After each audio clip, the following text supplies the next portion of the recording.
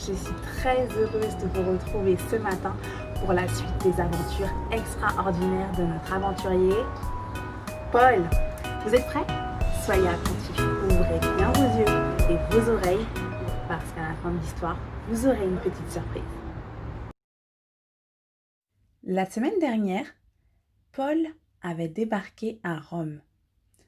Au départ très attristé, car il pensait qu'à la vue de ses chaînes, les gens se détourneraient de Jésus. Ceux qui avaient entendu parler de lui se diraient « Celui qui parlait de Jésus, celui-là, maintenant il est enchaîné avec d'autres malfaiteurs ?»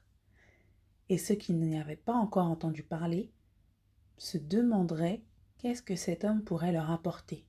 Il marchait tristement quand soudain il entendit un cri, 2 cris, 3 cris, et Paul put reconnaître les amis à qui il avait beaucoup manqué, qui étaient venus se jeter dans ses bras, l'accueillir, le réconforter, lui dire qu'il l'aimait. Il l'avait reconnu. Et oui, Paul, qui avait passé sa vie à donner de l'amour, n'était pas oublié. Les soldats, émus de ces retrouvailles, ne purent séparer Paul de ses amis. Ce moment lui remonta le moral et resta gravé dans sa mémoire. Et oui, lui aussi avait besoin de l'amour de ses frères et sœurs. Souvenez-vous, Paul ne fut pas emprisonné. Grâce à son bon témoignage, il lui fut permis de loger dans une maison. Il avait peu de temps avant que ses persécuteurs de Jérusalem ne viennent répandre ici à Rome des mensonges sur lui. Il décida donc de rencontrer les Juifs de la ville afin de se présenter, de dire pourquoi il était emprisonné et de parler de Jésus. Certains crurent et d'autres non, mais cela ne l'empêcha pas de parler de son Jésus. Les Juifs qui avaient condamné Paul et avaient voulu le tuer voulaient influencer l'empereur Néron pour faire condamner Paul. Cela donna 2 ans de répit à Paul. Et à première vue, cette situation le rendait incapable de prêcher. Il dit à ses amis pour les réconforter, « C'est pour Jésus que je suis enfermé. » Mais Dieu utilisa cette circonstance pour faire parler de lui. Là où on n'attendait rien de lui, Paul fit avancer l'Évangile. Il ne pouvait pas se déplacer, mais son témoignage arriva jusqu'à la cour du palais de l'empereur Néron. Cet empereur était réputé pour être méchant, lui et ses serviteurs. Les convertir paraissait impossible, et ce fut une grande victoire pour le camp des amis de Jésus, lorsque certains donnèrent leur vie à Jésus. La situation de Paul leur donna du courage et leur donna la paix afin de garder Jésus dans leur cœur. Même au palais, ils ne cachèrent point leur amour pour Dieu. Paul ne pouvait plus voyager. Il n'était pas emprisonné, mais il devait rester dans cette maison avec des liens.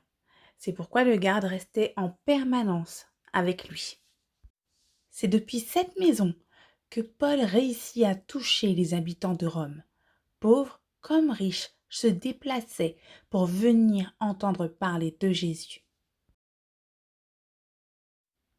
Maintenant que Paul ne pouvait plus prêcher en public, les chrétiens devaient apprendre à se déployer sans lui. Il écrivait à chaque église afin de prendre des nouvelles, encourager et donner des conseils. Ainsi, de sa maison, Dieu lui permit de faire plus que s'il avait pu voyager. Dieu permit que dans cette épreuve, Paul ne soit pas seul. Luc, son fidèle ami, qui avait choisi de partager son sort en prison et de traverser les mers avec lui, était présent. Timothée était là également. C'était son fils en Jésus. Marc, oui, Marc, celui-là même qu'il avait abandonné pendant son voyage avec Barnabas, était aujourd'hui présent et il prenait soin de l'apôtre. Paul s'était également fait de nouveaux amis, Tychique, Aristarque, Épaphracte et Démas. L'amour de Jésus débordait du cœur de Paul. Il n'aimait pas seulement qu'en parole, il agissait dans l'amour. Lorsqu'Onésime, qui s'était réfugié à Rome, arriva, Paul n'avait pas hésité à le recueillir. Onésime donna vite sa vie à Jésus, et Paul vit en lui un puissant messager de l'amour divin. Il souhaitait qu'il prenne le départ avec Tychique afin de parler de l'amour de Dieu, mais il songea au tort qu'Onésime avait causé dans sa fuite à son maître, et il lui conseilla de revenir vers lui afin de lui demander pardon. Le maître d'Onésime s'appelait Philémon. Il s'agissait d'un chrétien de la ville de Colosse. Paul le connaissait très bien, car c'était lui qui lui avait parlé de Jésus et lui avait permis de devenir un de ses enfants. Il savait qu'Onésime ne serait pas accueilli avec des sourires, bien au contraire. Il pourrait recevoir des corrections, des punitions. C'est pourquoi il entreprit d'écrire à son ami et collaborateur, Philémon. Tychique accompagna Onésime dans son voyage et se présenta avec la lettre auprès de Philémon. Onésime était devenu chrétien. C'était devenu un fils de Dieu, un frère dans la foi.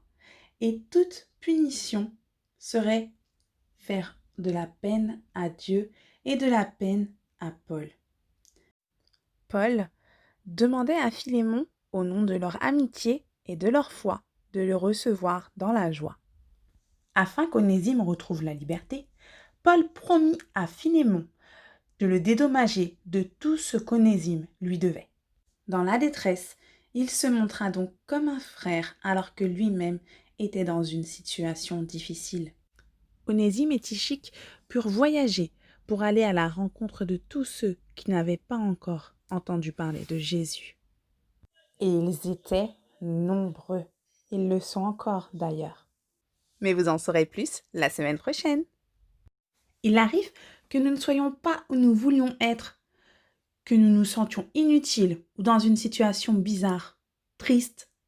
Mais comme Paul, ne désespérons pas et laissons-nous utiliser par Dieu. Comme Paul, tournons-nous vers ceux qui en ont besoin, démontrons-leur notre amour par des actes. Et comme Jésus, soyons amour. Nous serons surpris du résultat. Paul a vécu cette situation et il nous laisse cette pensée pour nous encourager. Nous ne prêchons pas nous-mêmes, c'est Christ, le Sauveur, que nous prêchons. Et nous nous disons vos serviteurs à cause de Jésus-Christ. Car Dieu qui a dit, la lumière brillera du sein des ténèbres, a fait briller la lumière dans nous. Pour faire resplendir la connaissance de la gloire de Dieu sur la face de Christ. Nous portons ce trésor dans des vases de terre. Afin de cette grande puissance, ce roi attribué à Dieu et non pas à nous. Nous sommes pressés de toute manière, mais non réduits à l'extrémité dans la détresse, mais non dans le désespoir. Persécuté, Mais non abandonné. Abattu, Mais non perdu. Portant toujours dans notre cœur Jésus.